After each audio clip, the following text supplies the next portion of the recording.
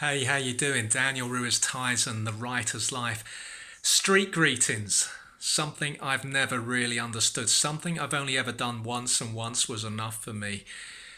I've never understood that whole business about seeing someone that you recognize on the street that you might see regularly and just shouting in the street, calling out their name. They might be across the road. There's nothing you can do. You can't follow up the greeting. There's no conversation to be had. All you're going to get back at best is a wave back, or they might shout back. That's it. You're going one way, they're going the other way. It's just something I've never understood. I've been on buses. The buses have been stuck in traffic.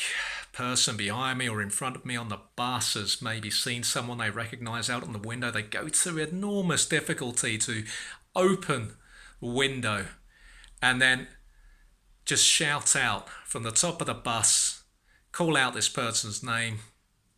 This person might see them, wave back, and that's it. They're going about their business. Meantime, the person that's just called out their name is stuck on the bus on the upper deck. We've now heard them speak. We've heard their voice. We might have seen their face.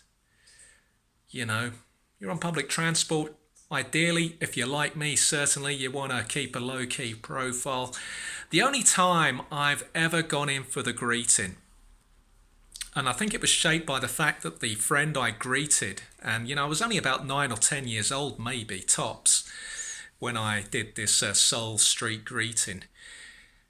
And it was a friend who lived around the corner from me, and he used to have quite a big booming voice from a very young age. He always had a deep voice, and if he'd spot me in the street, he'd always shout out, "Dan!" So I suppose I was looking to emulate that really, and it took place under the Ferodo Bridge on Clapham High Street. Now this bridge is quite possibly, Clapham Common aside, the dirtiest place I've ever known. It's something I think that has inadvertently led to my dread of second-hand furniture. Like a lot of bridges, it was just bird muck heavy. So as a kid walking to school from the age of 4, I would never understand how that strip of pavement under this bridge could be so dirty. I just didn't understand how this was acceptable. And I remember on the other side of the bridge, heading south, as we came out from under the bridge, at some point, and I think it was still there until recently, it had evolved over the decades to become a proper shop, but initially it started off as a junk shop. There used to be a fair few of those about, in the 70s and 80s. And they used to put their furniture right outside, right by the bird muck. And there were so many things that I saw under that bridge. I saw a guy, I remember, fall off an old Route Master and got hit by 2 cars and just got up and walked away as if everything was normal. I remember my mum and her best friend, we were all coming home from school and they both screamed and this guy just walked off. So it was a very eventful bridge. I remember being 5 years old that summer, and someone had got hit by a bus. They were under the bus. All this happening just on the other side of the bridge heading north. So it was a bridge that played a big part in my life, a bridge of which I have a lot of memories. One of the worst being my sole attempt at greeting this friend. I can't remember which way I was going. I might have been going towards school. I was with my mum and my mum's friend and all of us kids who used to go to school together.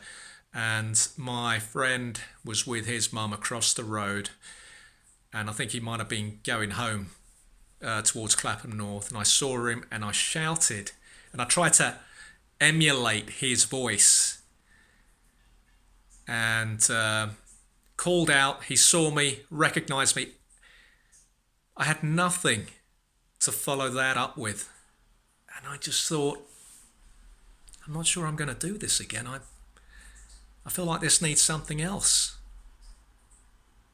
And I remember feeling very self-conscious,